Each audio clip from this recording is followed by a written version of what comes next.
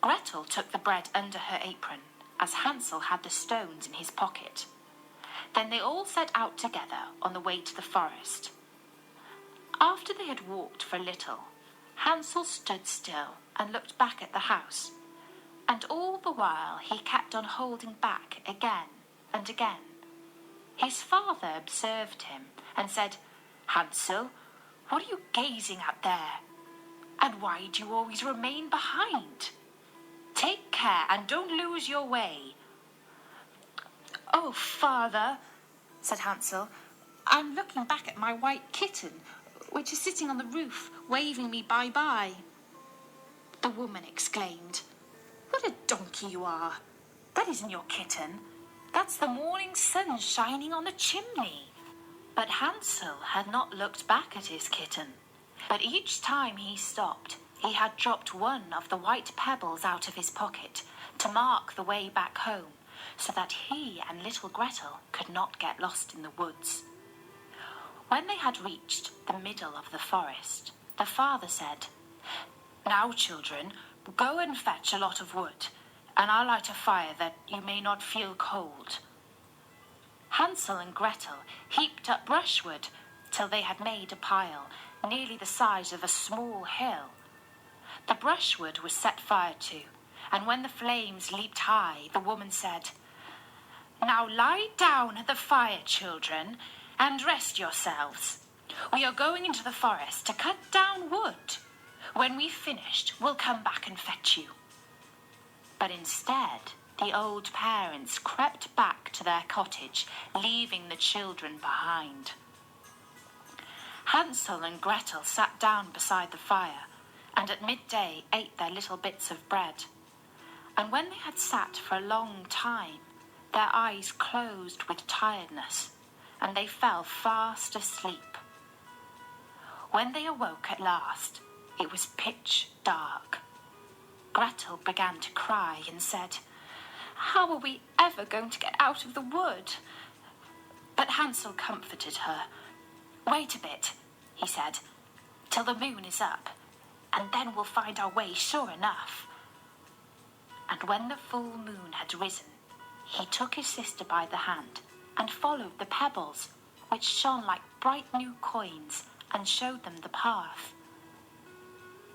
They walked on through the night, and at daybreak reached their father's house again. They knocked at the door, and when the woman opened it, she exclaimed, "You naughty children! What a long time you've slept in the wood! We thought you were never going to come back." But the father rejoiced, for he felt guilty for leaving his children behind them. Not long afterward, there was again a great shortage of food in the land, and the children heard their mother speak to their father in bed one night like this: "Everything is eaten up once more. We have only half a loaf of bread in the house, and when that's done, it's all up with us. The children must be got rid of. We'll lead them deeper into the wood this time, so that they won't be able to find their way out again. There's no other way of saving ourselves." The man's heart felt heavy, and he thought, surely it would be better to share the last bite with one's children. But his wife wouldn't listen to his arguments, and they quarrelled for a long time until the old man finally agreed that the children had to be got rid of, although he was very sad about it. But the children were awake and had heard the conversation. When the old people were asleep, Hansel got up and wanted to go out and pick up pebbles again, as he had done the first time, but the woman had barred the door, and Hansel couldn't get out. But he consoled his little sister and said, "Don't cry, Gretel, and sleep peacefully, for God is sure to help us." At early dawn, the woman came and made the children get up. She gave them their bit of bread, but it was even smaller than the time before. On the way to the wood, Hansel crumbled it in his pocket, and every few minutes he stood still and dropped a crumb on the ground. "Hansel, what are you stopping and looking about you for?" said the father. "I'm looking back at my little pigeon, which is sitting on the roof waving me farewell," answered Hansel. "Fool," said the wife, "that isn't your pigeon. It's the morning sun glittering on the chimney." But Hansel gradually threw all his crumbs on the path. The woman led the children still deeper into the forest, farther than they had ever been in their lives before. Then a big fire was lit again, and the mother said, "Just sit down there, children, and if you're tired you can sleep a bit. We're going into the forest to cut down wood, and in the evening when we're finished we'll come back to fetch you." At midday, Gretel divided her bread with Hansel, for he had strewn it all along their path. Then they fell asleep, and evening passed away, but nobody came to the poor children. They didn't wake till it was pitch dark, and Hansel comforted his sister, saying, "Only wait, Gretel, till the moon rises. Then we shall see the breadcrumbs that are scattered along the path. They will show us back to the house." When the moon appeared, they got up, but they found no crumbs, for the thousands of birds that fly about the woods and fields had picked them all up. "Never mind," said Hansel to Gretel. "You'll see we'll find a way out." But all the same they did not. They wandered about the whole night, and the next day from morning till evening, but they could not find a path out of the wood. They were very hungry too, for they had nothing to eat but a few berries they found growing on the ground. And at last they were so tired that their legs refused to carry them any longer, so they lay down under a tree and fell fast asleep. On the third morning, after they had left their father's house, they set about their wandering again, but only got deeper and deeper into the wood. And now they felt that if help did not come to them soon, they must perish. At midday, they saw a beautiful little snow-white bird sitting on a branch, which sang so sweetly that they stopped still and listened to it. And when its song was finished, it flapped its wings and flew on in front of them.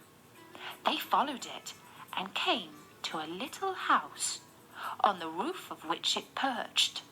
And when they came quite near, they saw that the cottage was made of bread and roofed with cakes, while the window was made of transparent sugar. "Now we'll tuck in," said Hansel, "and stuff our faces with the food. I'll eat a bit of the roof, and you, Gretel, can eat some of the window, which you'll find a tasty little snack." Hansel stretched up his hand and broke off a little bit of the roof to see what it was like, and Gretel went to the window and began to nibble at it. At that moment a shrill voice came out from the room inside. "Nibble, nibble, little mouse, who's nibbling at my house?" The children answered, "'Tis heaven's own child, the tempest wild," and went on eating, for they were ever so hungry, and Hansel in particular had rather bad manners. He was thoroughly enjoying eating the roof, and tore down a big bit of it, while Gretel pushed out a whole round window pane and sat down the better to enjoy it. Suddenly the door opened, and an ancient woman was leaning on a stick hobbled out. Hansel and Gretel were so terrified that they let what they had in their hands fall. But the old woman shook her head and said, "Oh ho, you dear children, who led you here? Just come in and stay with me. No harm shall happen to you." She took them both by the hand and led them into the house, and laid a most delicious dinner before them, milk and sugared pancakes with apples and nuts.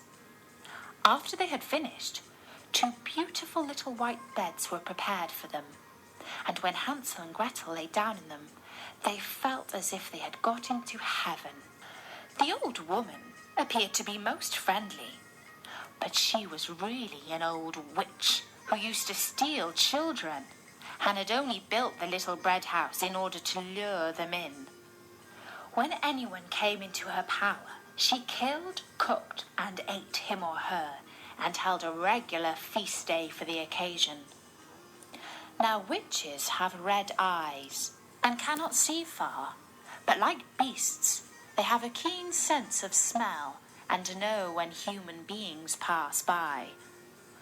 When Hansel and Gretel fell into her hands, she laughed wickedly and said jeeringly, "I've got them now. They shan't escape me." Early in the morning, before the children were awake, she rose up, and when she saw them both sleeping so peacefully with their round rosy cheeks, she muttered to herself, "That'll be a dainty bite to eat." Then she seized Hansel with her bony hand and carried him into the little stable and locked the door on him. He might scream as much as he liked. It did him no good.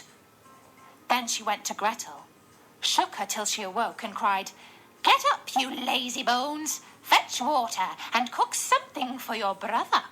When he's fat, I'll eat him up." Gretel began to cry bitterly, but it was of no use. She had to do what she was told. So the best food was cooked for poor Hansel, but Gretel got nothing but crab shells. Every morning the old woman hobbled out to the stable and cried, "Hansel, put out your finger that I may feel if you are getting fat." But Hansel always stretched out an old bone, and the old dame, whose eyes were dim, couldn't see it, and thinking always it was Hansel's finger, wondered why he fattened slowly. When 4 weeks had passed, and Hansel still remained thin, she lost patience and decided to wait no longer. "Hi, Gretel," she called to the girl. "Be quick and get some water. Hansel may be fat or thin. I'm going to kill him tomorrow or cook him." Oh, how the poor little sister sobbed as she carried the water, and how the tears rolled down her cheeks. "Kind heaven, help us now," she cried. "If only the wild beasts in the wood had eaten us, then at least we should have died together." "Just hold your peace," said the old hag. "It won't help you." Early in the morning, Gretel had to go out and hang up the kettle full of water and light the fire. "First, we'll make a pie," said the old witch. "I've heated the oven already and rolled the pastry." She pushed Gretel out to the oven, from which fiery flames were already jumping. "Creep in," said the witch, "and see if it's properly heated, so that we can shove in the pie." For when she had got Gretel in, she meant to close the oven and let the girl roast, that she might eat her up too. But Gretel saw through her wicked trick and said, "I don't know how I'm going to do it. How do I get in?" "You silly goose," said the old hag. "The opening is big enough. See, I could get in myself." And she crawled toward it and poked her head in the oven. Then Gretel gave her a shove that sent her right in, shut the iron door and drew the bolt. Gracious, how she yelled! But Gretel fled, and the wretched old woman was left to roast in her own oven. Gretel flew straight to Hansel, opened the little stable door and cried, "Hansel, we are free! The old witch is dead!" Then Hansel sprang like a bird out of a cage when the door is opened. How happy they were! They jumped for joy and hugged and kissed one another. And as they had no longer any cause for fear, they went into the old hag's house. And here they found, in every corner of the room, boxes with pearls and precious stones. "These are even better than pebbles," said Hansel, and crammed his pockets full of them. And Gretel said, "I too will bring some home," and she filled her apron